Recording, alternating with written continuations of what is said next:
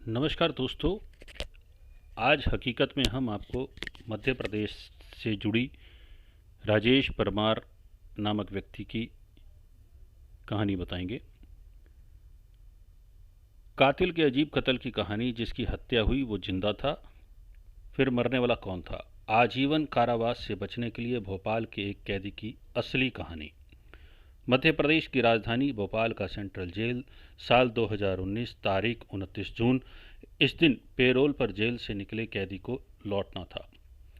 14 दिन की पेरोल पर जाने के बाद जेल प्रशासन को भी उसके लौटने का इंतज़ार था। तभी जेल प्रशासन को लोकल पुलिस से एक सूचना मिलती है।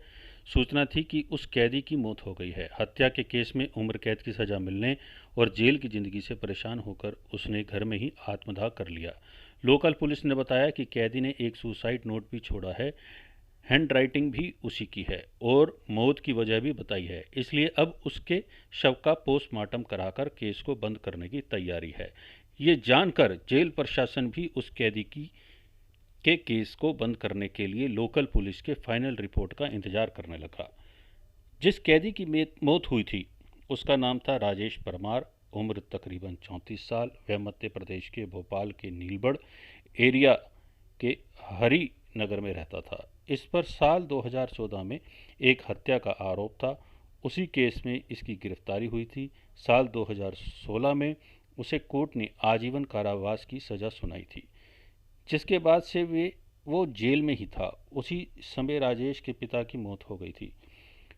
इसी वजह से उसे 14 दिन की पेरोल मिली थी, इसलिए 15 जून को पेरोल पर बाहर आया था। 29 जून को उसकी पेरोल ख़त्म होने वाली थी। इस वजह से हर हाल में 29 जून को जेल में लौटना था। लेकिन 29 जून की सुबह ही उसके घर से आग की लपटें निकलने लगी थी, जिसे देख आसपास के लोगों ने पुलिस को सूचना दी। फायर ब्रिगेड की गाड़ियां और लोकल पुलिस मौके पर पहुंची। आग बुझाने पर देखा गया तो एक युवक बुरी तरह से जल चुका था। चेहरा और शरीर भी पूरी तरह से जला हुआ था। देखकर ही वो मरा हुआ लग रहा था। फिर भी पुलिस ने आखिरी उम्मीद से में उसे तुरंत अस्पताल में भर्ती कराया, जहां डॉक्टरों ने मृत करार दिया। अब पुलिस ने घर की तलाशी ली तो एक सुसाइड नोट भी मिला, जिसमें लिखा था कि पिता की मौत होने से वो दुखी था। अब परिवार में कोई उसे पेरोल भी नहीं दिलाएगा। इस वजह से वो अब दुनिया से निराश हो चुका है, लिहाजा वो आग लगाकर आत्महत्या कर रहा है। इसके लिए कोई दूसरा जिम्मेदार नहीं है। अब ये सुसाइड नोट के आधार पर पुलिस ने भोपाल सेंट्रल जेल को भी सूचना दी। पोस्टमार्टम के बाद शव को रिश्तेदारों को सौंप दिया गया। इस पूरे केस में 24 घंटे बाद नया मोड़ आया, जब वहां की पुलिस को राजेश परमार की पोस्टमार्टम रिपोर्ट मिली। उस समय के भोपाल पुलिस ने नए एएसपी अखिल पटेल के पास नीलबढ़ का एरिया था। इन्होंने जब पोस्टमार्टम रिपोर्ट देखी तो चौंक गए। रिपोर्ट में लिखा था कि गला दबाने से जान गई है, यानी मौत की वजह आग या धुएं से दम घुटना नहीं बल्कि गला दबाकर हत्या हुई है। फिर वो इस केस की तफ्तीश में जुट जाते हैं। तुरंत मौके से ली हुई सभी फोटोग्राफ अपने पास मंगवाते हैं। सभी फोटो का बारीकी से देखते हैं। एक फ़ोटो में वो देखते हैं कि मरने वाले शख्स का पैर बिल्कुल एक दूसरे से चिपका हुआ था, जबकि जब भी कोई जलकर मरेगा तो वो तड़पने लगेगा। फिर उसके पैर एक दूसरे से चिपकने के बजाय अलग अलग होने चाहिए, लेकिन इस केस में ऐसा नहीं था। अब पुलिस इस केस की फाइल को बंद करने की जगह फिर से खोलती है, जांच शुरू करती है। अगर ये राजेश नहीं है तो फिर कौन था? इन सब सवालों का पता लगाने के लिए पुलिस ने उसके मोबाइल नंबर का पता लगाया। पुलिस ने जब उसके फ़ोन की कॉल डिटेल चेक की तो एक नंबर पर कई बार बात होने की जानकारी हुई, तो नंबर निहाल था, नंबर बंद था। निहाल का नंबर था।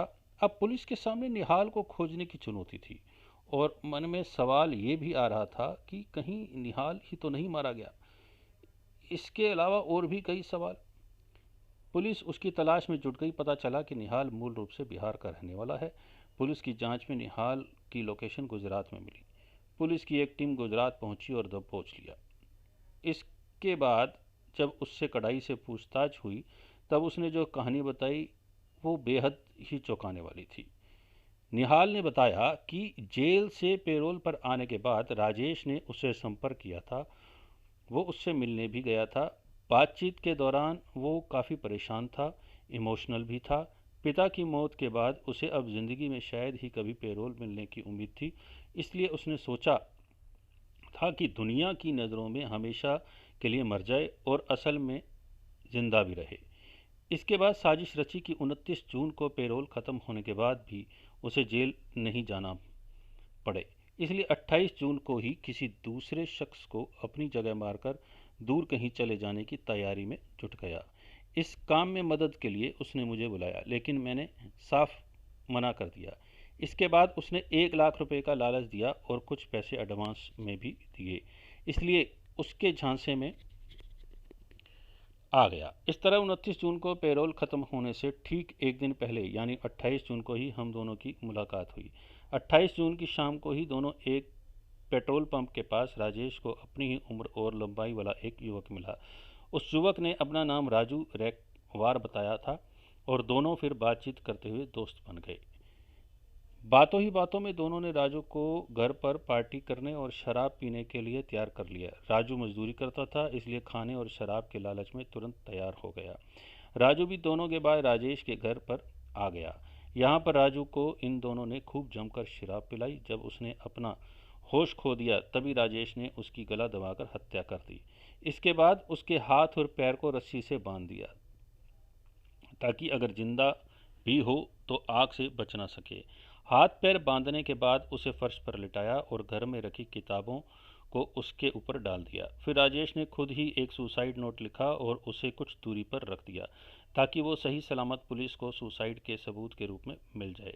इसके बाद दोनों ने बाइक से निकाला हुआ पेट्रोल भी डाल दिया ताकि आग से वो पूरी तरह से जल जाए। दोनों ने घर के दरवाजे को अंदर से बंद किया और छत के रास्ते बाहर निकल आए।